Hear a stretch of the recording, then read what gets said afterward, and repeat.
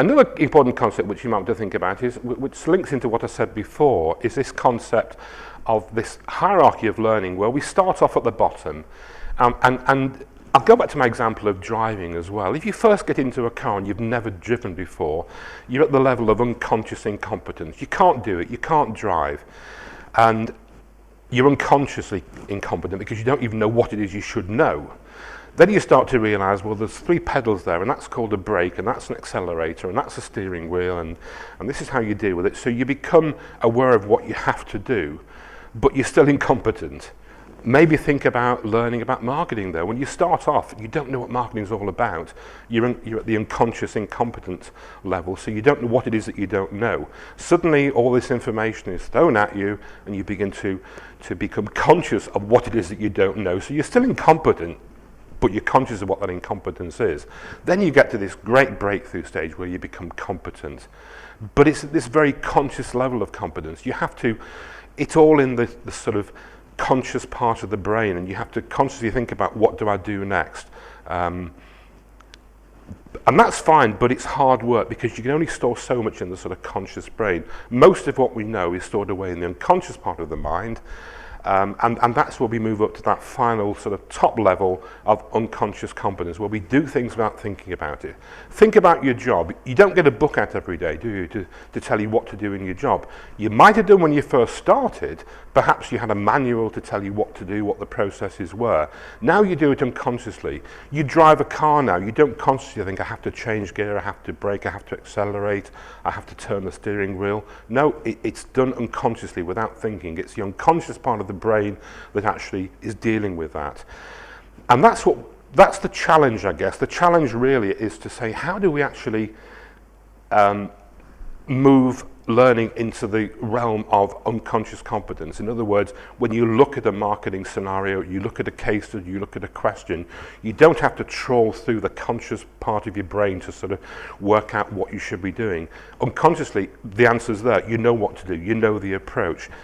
And if you keep that in mind and keep asking yourself, what level am I at? Am I still operating at the level I'm competent, but it's very conscious and it's hard work? Or is it at the unconscious competency level? And I think that's an important concept to grab hold of, which we will come back to levels to later. So that's the challenge. How do we actually move you up to the level of unconscious competence as quickly and as effectively as you can? That really is what we have to do.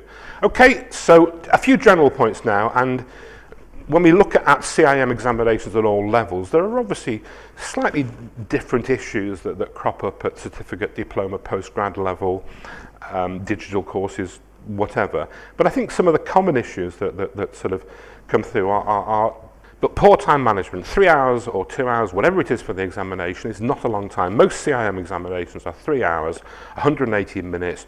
You do have to think very much about time management. How many marks can I earn per minute? If there are 25 marks for that question, 25%, doesn't take a lot to work out that you should be spending about 45 minutes on that question, less reading time and preparation and thinking time as well. But you don't spend an hour on it, okay? You get behind, you will not finish the last question then.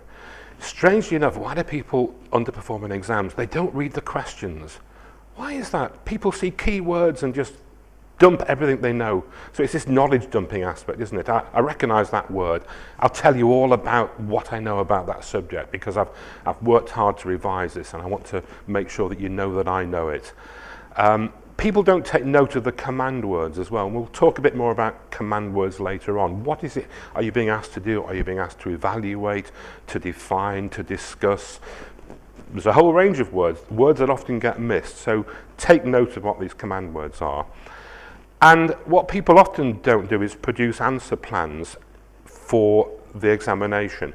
I think it's worth spending sort of 5 or 10 minutes at the beginning of the exam reading through the paper, making sure you understand it, producing plans. The problem we have in exams, of course, is that we go in with this clear idea. I'll sit down and I'll read it through carefully and I'll make a plan. And we're surrounded by people who start writing within 2 minutes of walking in the room, don't we? And that's a bit disconcerting because if they're writing, well, perhaps I should be writing as well. Well, I have to say, they've got it wrong. It's better spending that time at the beginning, really understanding what you have to do, putting a plan together, It's a bit like getting into a car without a map, isn't it? I'll go down the road and I'll see where I end up. If you have a plan, it will take you time. I'm convinced many people start answering examination questions. It's a sort of like mental warm-up, isn't it? It gets the hand moving, it gets the brain working, but the first couple of pages are absolute, let's think of a polite word, they don't contribute to gaining many marks. It's just really pouring out words to sort of warm up. Use that time to think about what you're going to write about. So producing a plan, I think, is very important. And the evidence seems to suggest that people who do produce answer plans get better marks.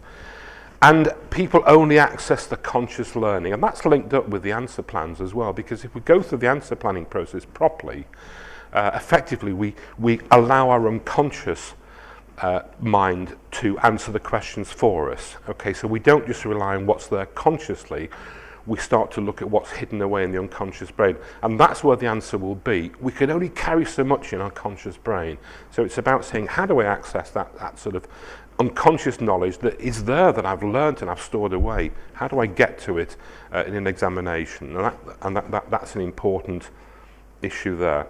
Don't produce shopping lists. People often underperform on the day because they just list things. They list all they know about that, and it does come out like a shopping list almost of unconnected points. It has to flow, it has to link together. So don't just produce lists in answer to questions, whatever level it is.